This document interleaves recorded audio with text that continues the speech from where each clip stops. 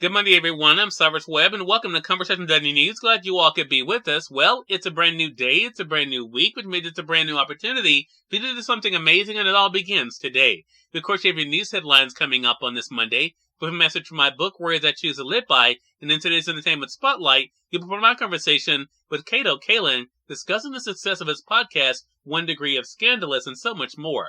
Enjoy today's broadcast. For Conversation Daily News, I'm Cyrus Webb with your Monday headlines. In national news, gunman kills 10 near Lunar New Year Festival in California.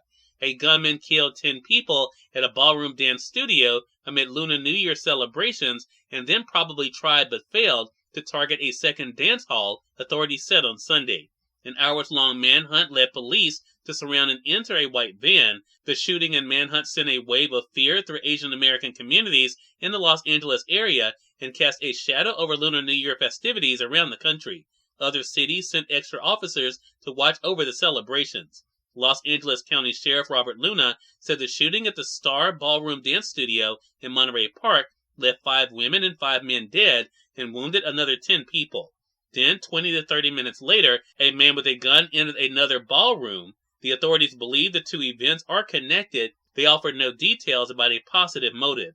The suspect in both cases was described as an Asian male. He entered the club with a gun and people wrested the weapon away from him before he fled in the second incident. Monterey Park is a city of about 60,000 people on the eastern edge of Los Angeles and is comprised mostly of Asian immigrants from China or first-generation Asian Americans. The shooting happened in the heart of its downtown, where red lanterns decorated the streets for the Lunar New Year festivities. A police car was parked near a large banner that proclaimed Happy Year of the Rabbit. In more national news, Democrats say Biden should be embarrassed by classified documents case.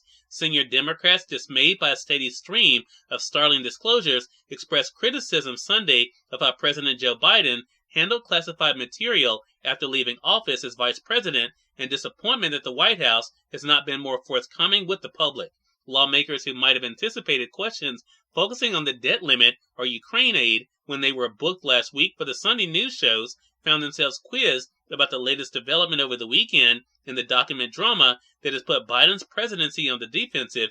During a search Friday of Biden's home in Wilmington, Delaware, the FBI found additional documents with classified markings and took possession of some of his handwritten notes, the president's lawyer said on Saturday. Biden should be embarrassed by the situation, said Senator Dick Durbin, the second-ranking Democrat in the Senate, adding that the president had ceded the moral high ground in an issue that has already entangled former President Donald Trump. Special counsels appointed by the Attorney General Merrick Garland are investigating both cases. Well, of course, let's be honest about it. When that information is found, it diminishes the stature of any person who is in possession of it because it's not supposed to happen. The elected official bears ultimate responsibility, Durbin said. In more national news, top Biden aide Ron Klain expected to soon leave the White House. White House Chief of Staff Ron Klain, who has spent more than 2 years as President Joe Biden's top aide, is preparing to leave his job in the coming weeks, according to a person familiar with Klain's plans. Klain's expected departure comes not long after the White House and Democrats had a better-than-expected showing in the November elections, pushed by a series of major legislative achievements, including a bipartisan infrastructure bill and a sweeping climate, health care, and tax package that all Republicans rejected. The personnel change is also a rarity for an administration that has had minimum turnover so far. No member of Biden's cabinet has stepped down, in stark contrast to Donald Trump's White House, with frequent staff turmoil and other crises. The person familiar with Klain's plans was not authorized to disclose the matter publicly and spoke on condition of anonymity to confirm the development, which was first reported by the New York Times. In entertainment news, Sam Smith has stopped caring what people think as much about their looks. Sam Smith is finally feeling comfortable in their own skin, sharing that they now have the opposite of body dysmorphia. The singer spoke candidly with the Sunday Times about their journey to body positivity, noting that the progression has come slowly with age. Now 30, Smith says they finally found peace with their looks.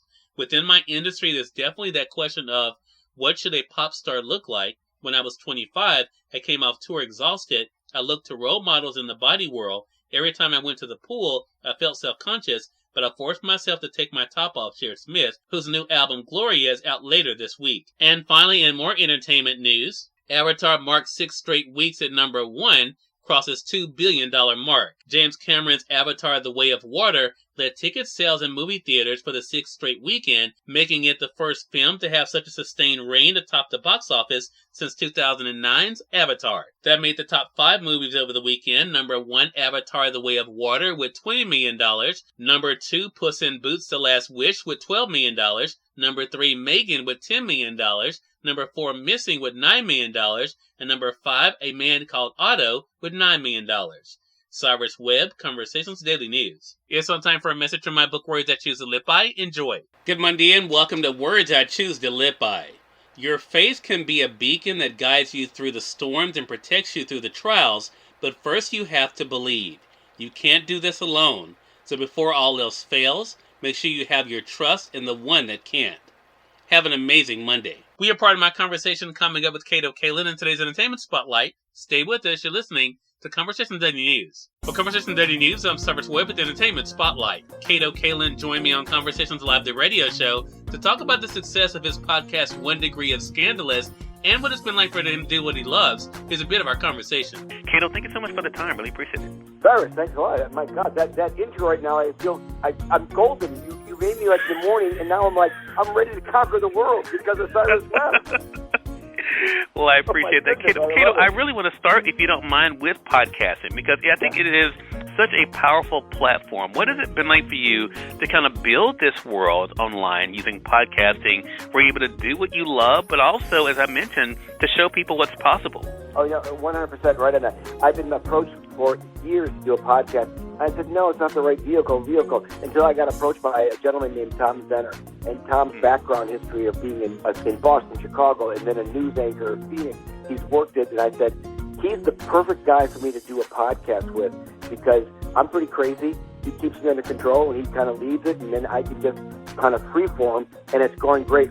I said our show basically is we push the envelope until you get paper cut, because we go everywhere. We get the current scandals of what's going on to the past scandals. And I'll tell you, people, as you know, Cyrus, people for some reason gravitate towards crime and scandal.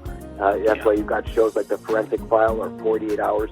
And our show focuses on, for instance, the Johnny Depp trial. We had one of the people that sat there in the courtroom, Johnny Depp, Amber Heard.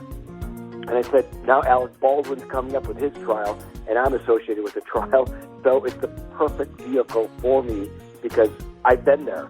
And it's interesting that people, when the Alec Baldwin trial is going to be, televised, trust me, it'll be huge ratings because who knows? The prosecution doesn't have a trial unless they've got enough evidence, and we're going to find out exactly what happened on the set of Rust.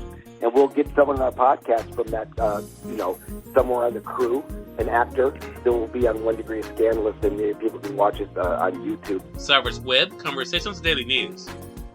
We thank you all for tuning in to this edition of Conversations Daily News. But better go on tomorrow's more news, message from my book, Words I Choose to Live By, and of course your Entertainment Spotlight.